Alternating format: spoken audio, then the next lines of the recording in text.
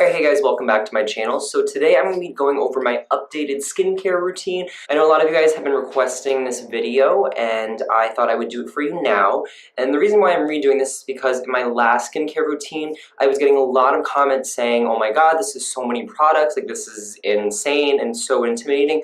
And I did not clarify that that video was when I'm doing like a pamper night, like full on mask, scrub, everything. Like that's when my skin's not doing too well. So I'm going to show you my daily, everyday, nightly routine, and I'm sorry if you hear like gunshots and stuff. There's video games being played in the next room, and today was the only time I had time to film, so sorry. Alright, so let's begin. The first thing that I do when I get home after wearing a full face of makeup every day is taking all of this off, and to do that I use the simple, everyday, cleansing facial wipes for sensitive skin. And these have been my favorite wipes for the past 2 years or so after Miss Glamorazzi mentioned them to me. I know there's tons and tons of facial wipes out there, but these are the ones that I like the most because one, they're cheap, they are not too scratchy on the skin, and they do a really good job at getting all of your makeup off. And if you look at the back of the ingredients, they're not 100% natural, but there's not like crazy chemicals in there, and they have some pretty good ingredients in this product and in the entire Simple line. So I'm going to quickly take off my makeup using just one wipe. So I'm just doing a quick sweep over the face to get rid of any powders or any leftover concealer or anything like that. And then I will go to the eye area. So I'll hold this on here for about like 20 seconds or so, like just moving it around, not hard, like not with a lot of pressure, very gently, because this is the thinnest skin in your body. And then I'll just wipe away, and most of it will come off. These are really good at getting mascara off, eyeliner, anything like that, and they're good to have on hand if you did if you're in the process of doing your makeup and you wanted to sharpen up your cat eye, you could just like fold the corner up and boom, very easy to clean up. And pretty much mostly all of the mascara is off of my eyes. Like if you look at my two eyes, most of it's gone. Okay, so the next step after I've removed all my makeup is to just wash my face. You should always cleanse your makeup off with a wipe and then wash your face after, just so you get rid of any residue.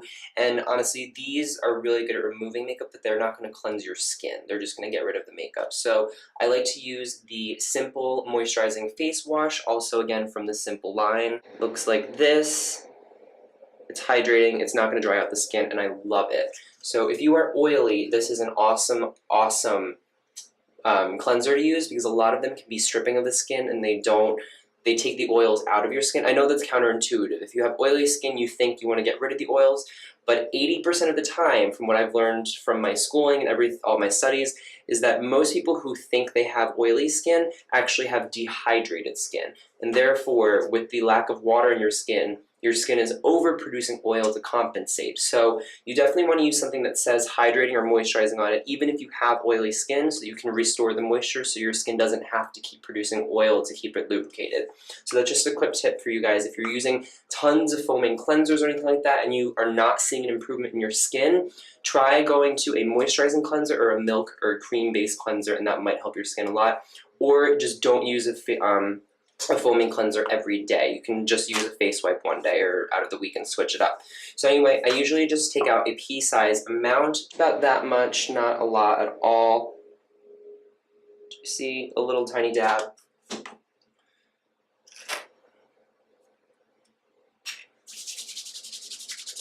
I'll work the product into my skin and then add a tiny little bit of water. And then I'll start massaging this into my skin.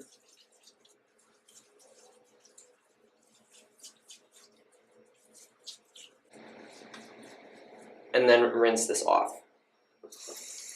Once you have rinsed that off, make sure to pat your face dry with a clean towel. It's very important. You don't want to use a dirty towel that you hang on your door or anything like that. This was hanging on my door, but I just washed it. Because what's the point of cleaning your face and then just reintroducing dirt and bacteria? So make sure you're always using a clean towel. A tip that I got from Tati is getting one of those really cheap stacks of towels that you can just buy at like Costco or Bed Bath & Beyond, and just have those on hand, and then you have lots of them. Okay, so after you have finished cleansing your face, it's time to tone. You always want to tone after you cleanse to rebalance the pH of your skin, because if you don't, it can break down your acid mantle, and your acid mantle is the protective barrier on your skin that protects it from free radicals, debris, sunlight, anything like that. So anytime that you wash your skin, you are slightly breaking that acid mantle down, so you need to restore it. So with a little cotton round, I'm using a 4x4, any type of pad that you have that's disposable. Make sure that you wet it first, so get it saturated, squeeze out the extra water, and then saturate your little, whatever you're using, pad, 4x4, in toner. The toner that I'm using is also, again, from Simple. This is the Soothing Facial Toner. It's alcohol-free. You definitely want to use an alcohol-free toner.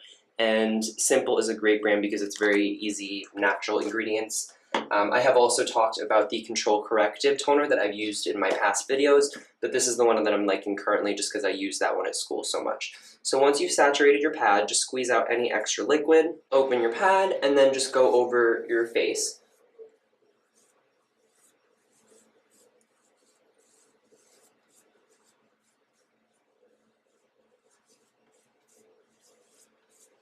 After you have toned your skin, it's time to apply your serum or moisturizer. If you don't use a serum, then obviously go right into your moisturizer, but I am going to be using a serum today. The one that I will be using is from Control Corrective. It's the line that we use at school. I don't have the full container of it because I'm just using a sample of it. And yeah, so take any serum that you'd like. This one is a firming tripeptide serum, so it's going to be very lifting. It's going to firm any fine lines. I know, I don't have any, but preventative. So use whatever serum you have. Again, if you don't have a serum, or if you don't use one in your daily routine, just go straight into your moisturizer. But if you do have a serum, make sure it's all over your hands, and then press it into the skin.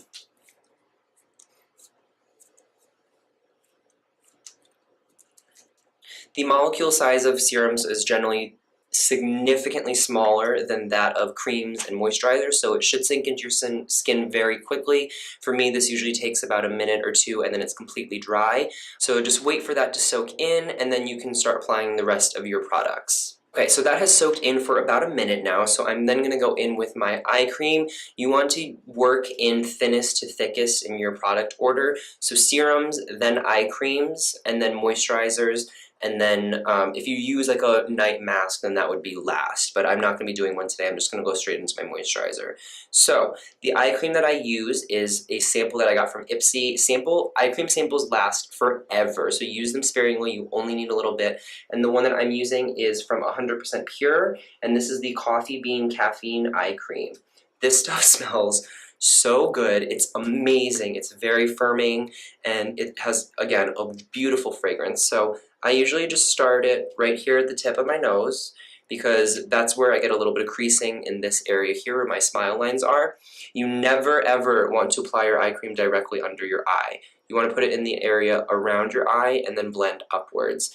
You don't need to put it right here. The product will travel up your eye just because it's such thin skin, and a lot of the ingredients in eye creams can get in, even though they're designated for your eye, if they get in your eye, they can be very irritating. So you don't need to bring the product all the way up to your lower lash line. You can just keep it lower. So I first dot this around my face.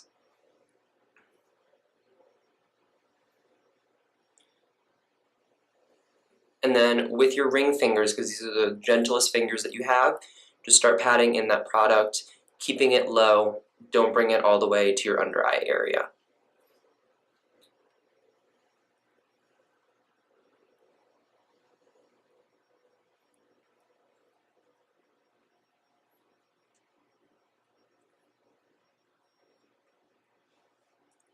Just as with the serum, eye creams generally, not always, they generally will soak in pretty quickly, but just still give it a minute or two to soak into the skin before you apply your moisturizer on top, because you don't want to move the product. You want it to stay where you've patted it in. I'm going to add a little bit more just because I love this stuff and it smells so good. It's like vanilla, coffee. I love this eye cream, and I will link it down below. So again, let that soak into the skin. You can do little depotement taps.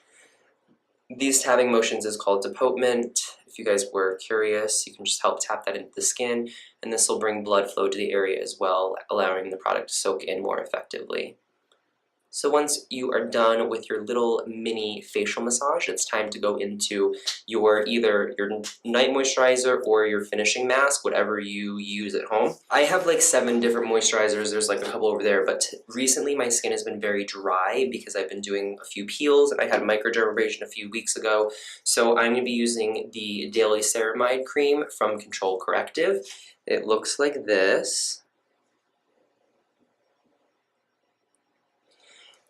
And our skin naturally has ceramides in it, so this is going to help rehydrate your skin. Ceramide is a very moisturizing and balancing ingredient, so that is awesome. It's the second ingredient in this, so this is really great for hydrating any dry skin, and that is what I'm experiencing right now. So I'm going to put on a pretty generous amount.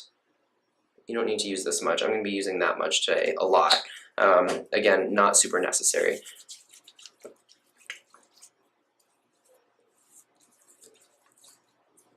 And then just apply your moisturizer how you would normally. And then once you've gotten it evenly distributed, just press the product into the skin.